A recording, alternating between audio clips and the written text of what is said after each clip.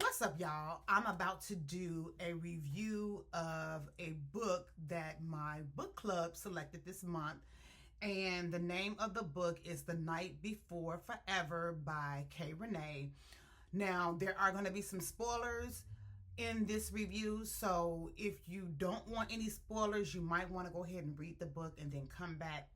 But if you are interested to see take on this book was, please stick around. All right.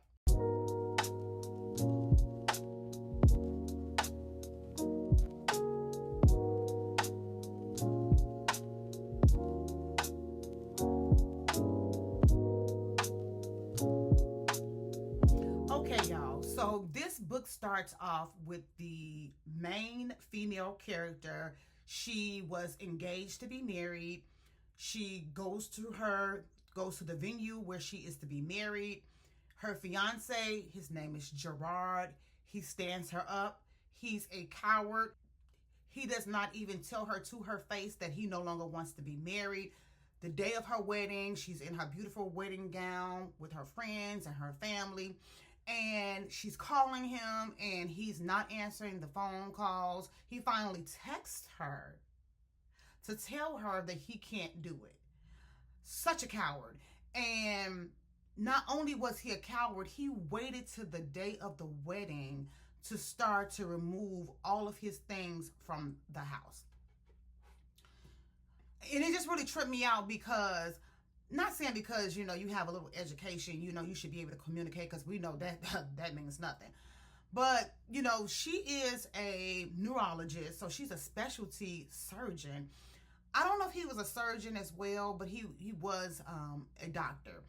And, the communication was just horrible. Like, you have to tell people's loved ones, that they won't live, or people that they won't live, but you couldn't communicate to tell somebody that you lay up with every day that you cannot do this as far as marrying them. So anyway, come to find out, he is dealing with a young lady that she works with as well. I don't know if the lady that he was dealing with was a doctor as well, but they did work together, and they were kind of cool. So it was like a double slap in the face, And she only found out this because so she was calling him, he didn't answer. He texted her, and I think she eventually called him, or maybe he eventually called her, and they started talking. She heard the girl in the background, and she recognized her voice. Okay, so fast forward, I want to say like a year later, now this part I don't remember. My book club members, they did try to explain it to me, but I forgot. So they were at a hotel. She was at a hotel, in the hotel's restaurant, sitting at the bar, and he was there as well. Now, I don't know if they were in their hometown. I don't think they were in their hometown. I know he was there on business, because I know the lead character was there on business. His name is Kai, and he came to the bar, and Iman was already sitting there.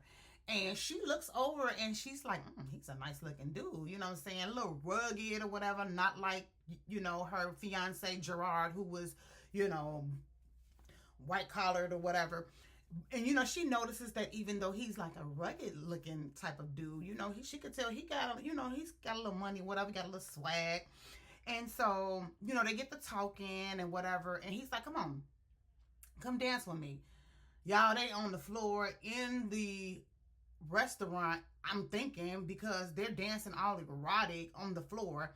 And so, she's like, she texts her friend. So she has a gay male friend. His name is Reese. And then she has two other friends, another colleague. I think her name is Shay. I'm not sure. And then she has another girlfriend. Her name is Dream. And Dream works at the hospital with her, but she's a nurse. So she's texting Reese, and she's like, shoot, I don't know. I might have, do me a little one night stand, whatever, because she hadn't been with anybody over a year since she was with Gerard. And so her best friend Reese is like, girl, get it, go ahead. It's been a year. I'm for it. And so, they get to talking, her and Kai and Iman get to talking. And so he invites her to her room. So they go up to his penthouse, right, or whatever, and they getting busy or whatever. She was only supposed to have a one night stand with him in her head, But she realizes that she fell asleep, and when she woke up the next morning, she's like, oh my God, like, this is supposed to be a one night stand. Let me get my stuff. I'm about to be up. So she gets her stuff and she leaves. So when she leaves, the door slams and it wakes Kai. And Kai's like, dang. Oh, girl left. She couldn't say, bye, nothing. She just up and leave. Oh, okay. Like, he a little hurt. And I'm saying to myself, okay, it was a one night stand. You're a street dude. Like, you really wanted more, but whatever. And so, so eventually he goes to his brother's club. His brother has a club. His brother's name is Dez. And Kai is part owner of the club, but he's like a silent partner. And Dez is still in the drug business, and Kai is more so like, really hands off the drug business now. I think he owns, he owns some stuff or whatever, but he really kind of like out the drug business. So he's talking to his brother Dez. He's at the club. And so, they talking, and then he was like, man, like, shoot, I had me a little nice stand, what I'm saying, the other day or whatever. He was like, and then, she up and leave, she ain't say nothing. And the brother was like, what? Like, why you tripping? Like, this is what you do. You the king of Philly. Like, you tripping about some girl. Oh, okay. And so, there's a so he's about to leave. So there's a young lady. I want to say her name is Malaysia. He on his way out, he sees Malaysia and she's crying. She's like, oh, he pulled out the club or he came outside or whatever. And he's like, what's going on? You know what I'm saying? Because Malaysia used to always try to like, holler at him, but he never really paid her no mind or whatever.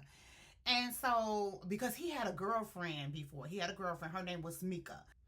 I don't know if she would come at him when he was with Mika or she came with him after he was Mika or whatever, but he never took the bait. So she's crying and he was like, what's going on? And so she was like, my mama, I think she said her mama. She was like, my mama was supposed to pay my tuition of $2,500. I'm in school and, she ain't gonna be able to pay for it. So he grabbed her hand, like, come walk with me. So he goes in his trunk. He takes out $5,000. He was like, this is, twice what you need. I'm all for you going to school. That's what I'm talking about. Like, here you go. Here's my number. If you need me in the future, call me. You know what I'm saying? Or whatever. I'm saying to myself, you got $5,000 in your trunk. And it's like, you just, like, here, I'm like, okay. Anyway, so she takes the money or whatever. And so the book, I want to say it fast forwards to like a year and a half later from when Amon was supposed to get married. So that night, the brother Dez, he gets on his motorcycle and it's raining outside. So he's like, man, I probably really shouldn't be on this motorcycle, whatever. So I think he Bluetooths Kai, and he was like, dude, I'm about to pull over. Can you come get me? Cause it's raining or whatever. He was like, yeah, I'm on my way. But before he can, get there, Dez winds up losing control of the bike and he falls. So while he's there, he's kind of like blacking out and he can hear this young lady praying over him or whatever, like calling the ambulance. And I want to say she did CPR on her, whatever. I think that's what one of my book club members said. But, so they get him to the hospital. So he goes to the hospital. So Amon, she was working that day. She was on call. So they called her in because, she's a neurosurgeon. So she goes in, she works on him. He has bleeding of the head or whatever.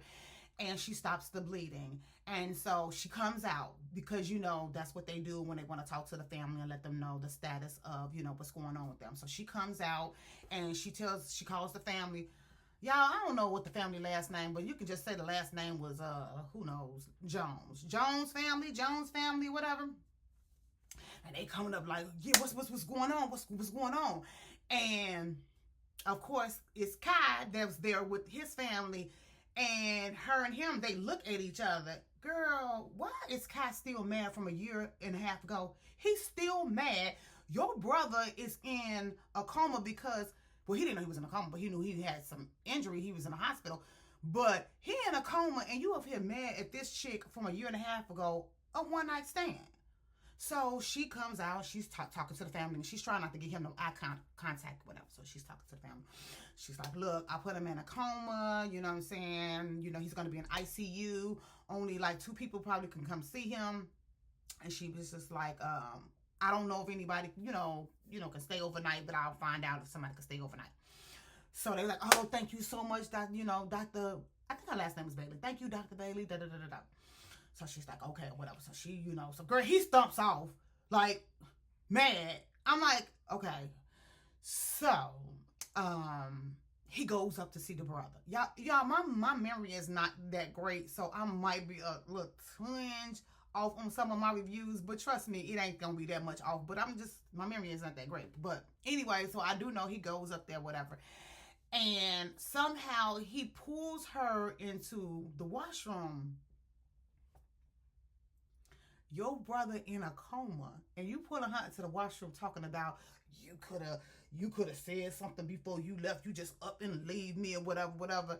And he was like, I expected, better from that. And not knowing that you was a doctor, I ain't even know. So you, in other words, like saying you a doctor, I ain't even know you was a doctor. And that's how you got down with the one night stand or something like that, girl. So she wants some slapping him, and she walks off, whatever. So I'm just like, she got her job. Your brother is in a coma, and you talking about a one night stand. So he goes in the room. So she was like, look, because she's been professional. She was like, I'm going to see if I can get a day bed for you to sleep in or whatever, because I think he was going to spend the night or whatever. And so his girlfriend at the time now, his girlfriend is Malaysia. Malaysia's the young lady that he gave the $5,000 to. So Malaysia's looking like, I ain't, jealous or whatever. He's like, look, I ain't got time for all that. My brother, now he want to have smoke with her because he liked Malaysia, but I think around this time, Malaysia started, getting to him as far as getting on his nerves because she started being very jealous. But I'm just like, okay, you been with this girl all this time, and she pissing you off because she's jealous, but now you won't be like, girl, gone, I ain't got time for that. But you didn't have that same smoke with Iman, and you mess around with her for one day. So Malaysia winds up leaving, whatever. She's like, oh my God, like, I cannot believe I've seen him. Because she liked him too, but it was a one night. She wasn't tripping. Like, and so, come to find out,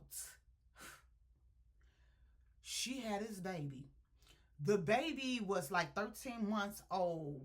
Was it 13 months? Y'all, like my memory, I think the baby was 13 months old. So it might have been a year and 1 month, girl. My calculations are off. But I think the baby was 13 months old.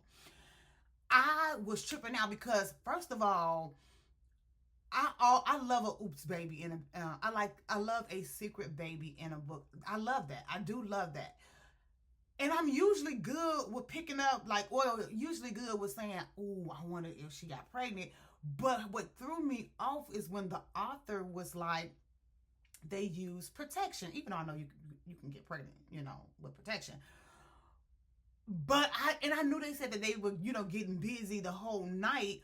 But I guess it was just like, I don't know. It just threw me off.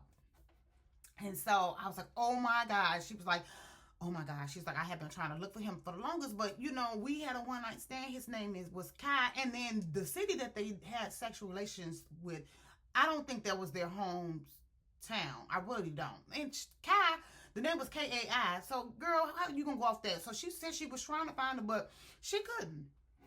So she was like, you know what? I'm going to eventually let him know that he has a baby because he needs to know. And I want my daughter to know that, she has a father, but I want to wait a little while because I know he's grieving his brother. And then I am going to let him know, whatever. She's being very mature about it. So, but at the same time, she comes to the hospital with her mama and the baby in the baby seat in the cafeteria. So I'm like, okay, girl, you must have known. You must have been ready to tell him because, he at the hospital. He's going to be at the hospital for his brother. It's a chance that you might see him, but okay, it's fiction, so whatever. So he goes, so he's there to see his brother on another day, and then he comes downstairs and he sees her. And she's sitting there with another woman, and he sees a baby in a car seat. So the book's talking about him and the baby's eye connected.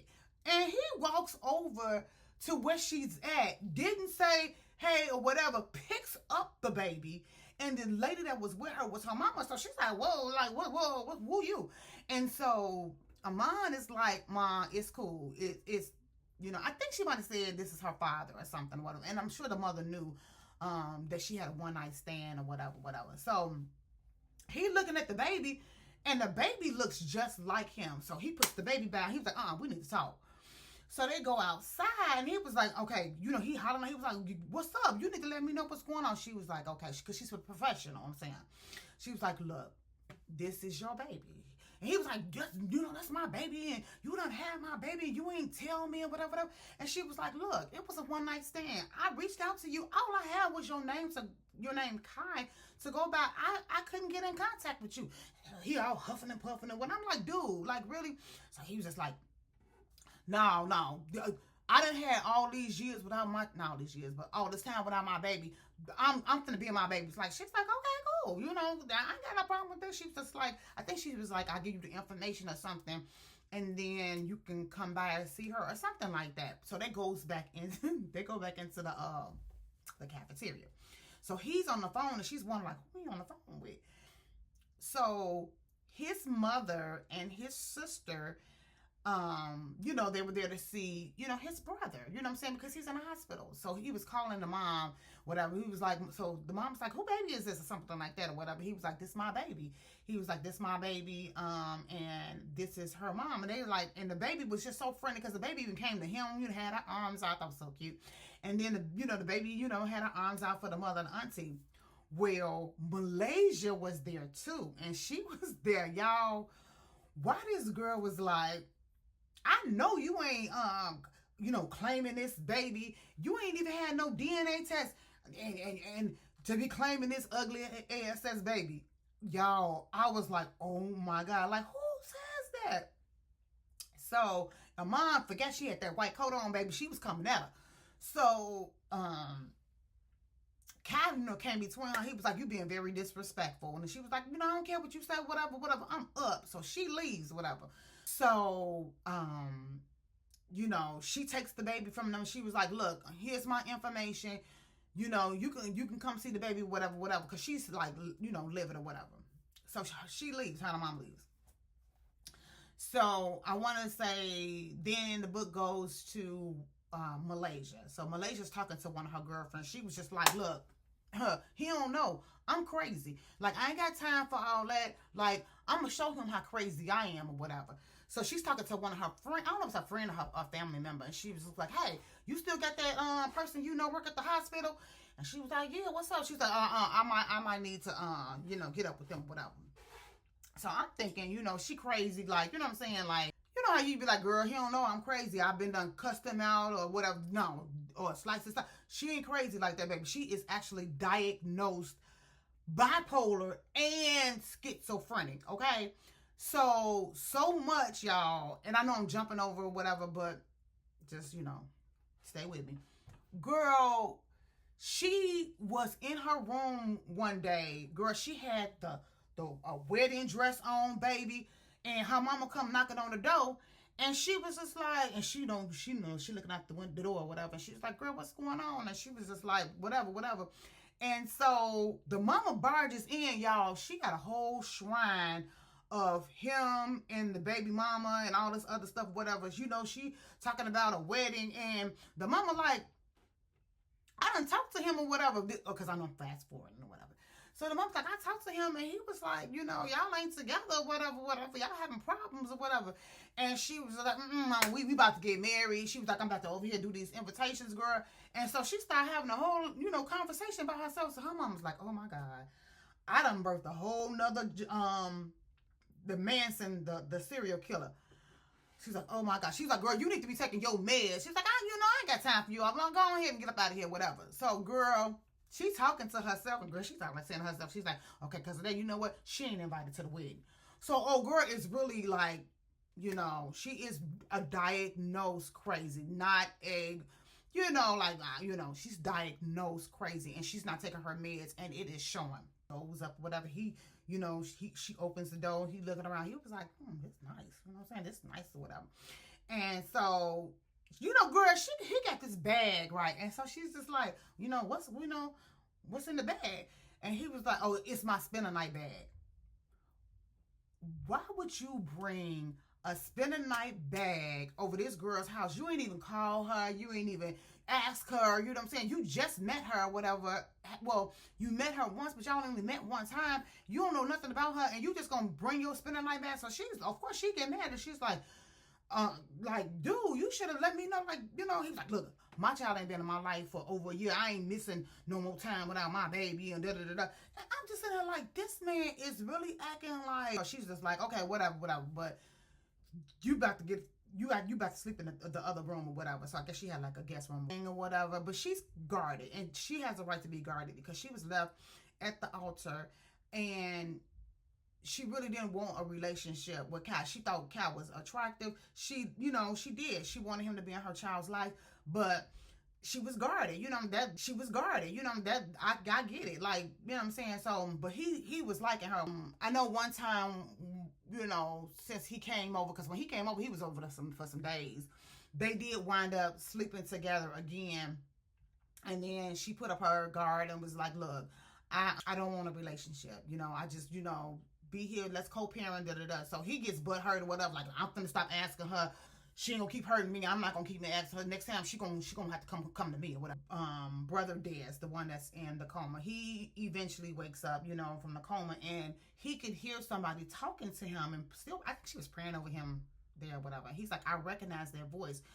That was the same voice that he recognized when he had that accident, that was talking to him and speaking words into him about hoping that he lives. So he wakes up. She's like, oh my God, I've been praying about you. I'm so glad that you woke. But he was like, yeah, I heard you praying over me, girl. Yeah, blah, blah, blah. Now he has a girlfriend, and who was that name of that girl?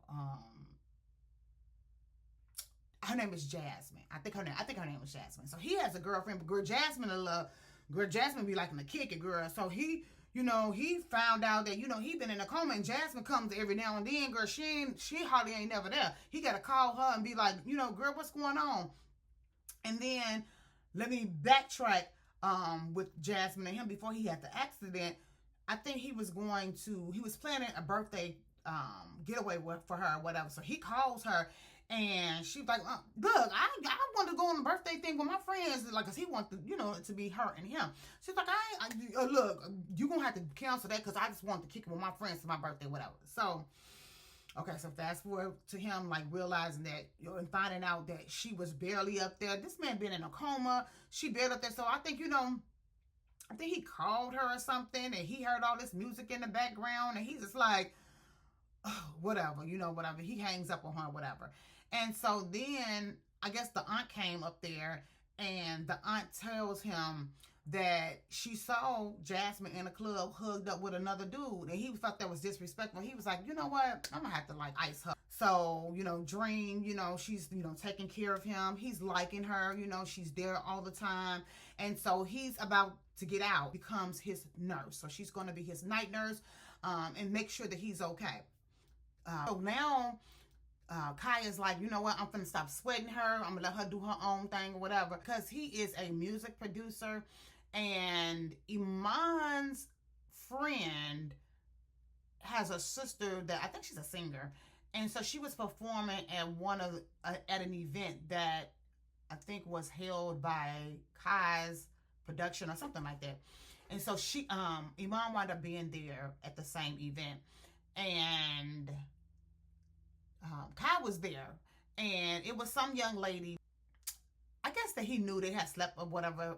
They had messed around somewhere in the past, and she was, talking to him all on him or whatever. And he allowed it because he was trying to make Iman mad, and it was making her mad, girl. She was like heated or whatever.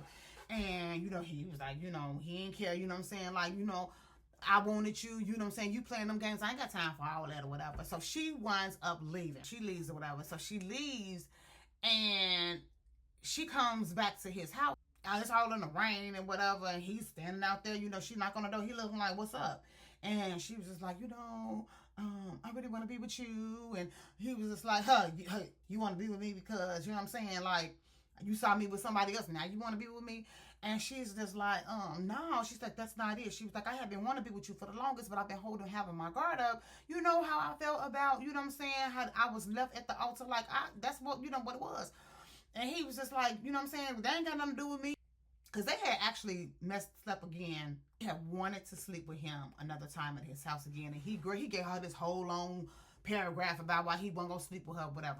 But anyway, so he was just like, no, you know what I'm saying? Like, what's up? And so she was like, I'm sorry. I want it or whatever. So, girl, they wind up having relationship with the door open, girl, in front of the neighbors and stuff. And then they wind up going in the house. So he eventually tells his brother, Dad, I don't think Dream had anything to do with knowing who her baby daddy was. So they wound up killing Jaleel and the baby daddy. They wound up shooting them. They tied them up in a warehouse or whatever, and they wound up killing them. Well, what I thought was just interesting was just like, this is Jaleel. Jaleel was your boy for years, and he betrayed you. And they just wound up just killing them. He ain't asked them no questions or be like, you know, like, dude, what was up? Like, when was you, like, why would you... All they said was he felt feelings for killing him because he had dropped a tear that came in a tear drop after he wound up killing him. Anyway, so that was that, right? Iman winds up coming to Dez and like, look, that's my girl. That's my girl. She ain't even like that. So she shows text messages to Dez, you know, I guess to prove that she did not know anything, you know, about her baby daddy, you know what I'm saying, as far as trying to set him up or whatever. So he winds up forgiving her, going to her house, and she was just like, you cut me off, and that's why I don't like to have kids around people around my kids because how they do or whatever. He was like, I never cut your kids off, and was telling her how he was in communication with the boy on that that gaming thing, how they do online, and he would talk to the door. And so that was that. So they wound up being together, and Iman and Kai wound up being together. So the last scene in the book, but they're at Iman's people's house and she's having a barbecue. So you got Dream there, you have, of course, Iman, you have Kai, you have Dez there. Y'all, why crazy Jasmine shows up in a wedding dress and she was like, you didn't show up for the wedding, da da da da da. And she was just like, here, you didn't even you didn't even take the invitation. He's looking like, what groom gets an invitation to their wedding? Now, prior to this, he had met with her, you know, to see what her hair was, and she was having a whole conversation by herself, and he was like, who is she talking to? Like, she having a whole conversation by herself. So he knew she had some mental issues. Oh, so guess who was with her? Jasmine and Gerard. And Jasmine, remember, is the girl that was, not Jasmine, it was the girl that was messing around with Gerard, who is Iman's ex-fiance. They were there. So the girl that was messing around with Gerard, she is the cousin to crazy Jasmine.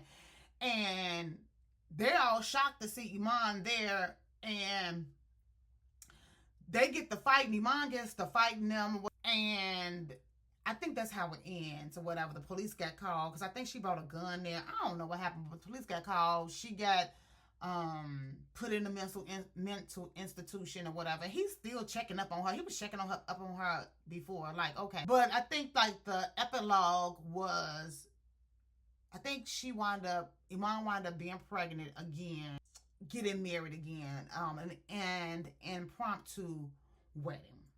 So yeah, y'all, I know I was all over the place. I like to do notes, but sometimes the notes be too long, so I'm still have to find a way to be able to do my reviews, because I know I was all over the place and I left out a lot of key things. But yeah, so I am going to be reading, I forgot what book I'm reading right now. It's a long book.